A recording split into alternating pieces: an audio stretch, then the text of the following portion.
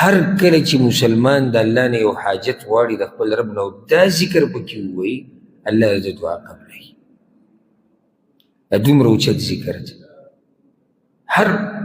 هر حاجت کې چې ته د الله رب العزت نه چې څه غواړي او په هغې کې دا ذکر وکړو نو الله رب العزت ستا هغه دعا قبلوي.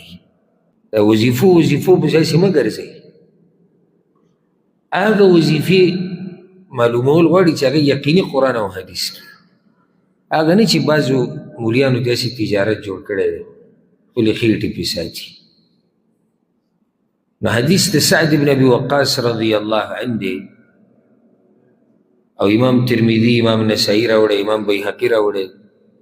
رسول صلی الله علیه وسلم وی دعوة ذی النون اذ هو فی بطن الحوت فإنه لم يدعو بها مسلم ربه في شيء قط إلا استجاب له.